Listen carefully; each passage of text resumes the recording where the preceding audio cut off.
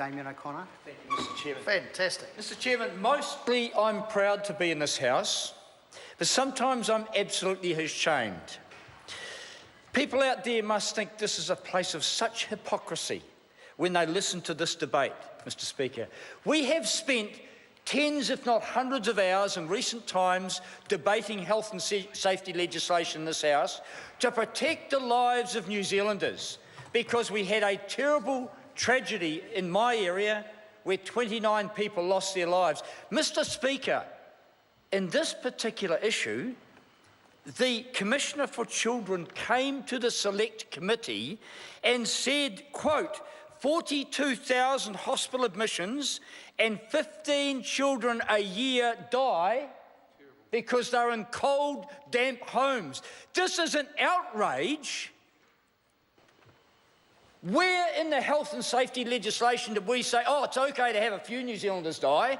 Where did we say that? No, we did not. Yet in this legislation, the government is saying it's okay to let 15 children die a year. Quote the Commissioner for Children.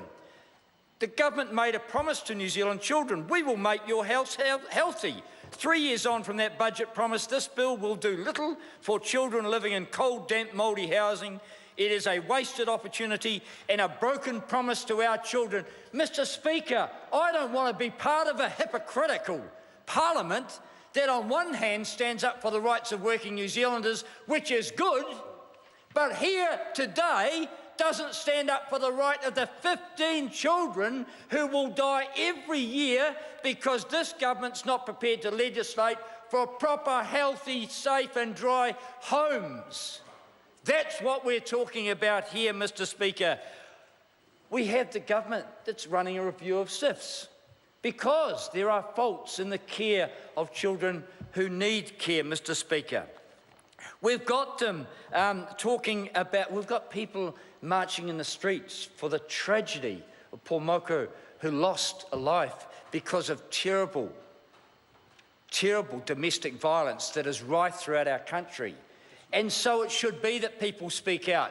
But when we get to Parliament, where the government has the right, the obligation, I would say, to put in place legislation that guarantees or does the very best possible for young children in this country, they are failing. Order. They have failed, Mr. Speaker, and it is on this legislation because the submission from the Commissioner for Children, Mr. Speaker, just as the Royal Commission for Pike River said we had to change legislation to protect New Zealanders in mines and other places, the Commissioner for Children comes into the Parliament and says 42,000 hospital admissions per year and 15 children dying per year from houses that are not adequately insulated or heated. And this government says, oh no, we've got to have an exception. We've got to have an exception for old land, for old properties and old insulation methods, Mr. Speaker. We didn't say that in health and safety legislation. We didn't say that some could abide by a lesser standard and that's okay, and we'll allow those poor New Zealanders working in those conditions to take a greater risk. But we're saying that here in this piece of legislation, and the national government has bowed over once again to landlords who are putting children every single day at risk in this country. Mr. Speaker, it's not unusual, I have to say.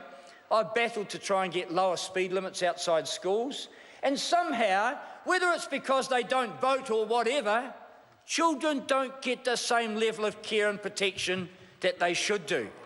This is an opportunity for the government to show that it really does care, and it doesn't just bring to the House hypocritical pieces of legislation, Mr. Speaker, because that's what it is, moving one step forward but leaving a big gap that most likely the most vulnerable children in our country, the ones who can pay the lowest rent in the oldest houses, but no, we're not going to give them a guarantee of warmth, of a dry home, of a safe home.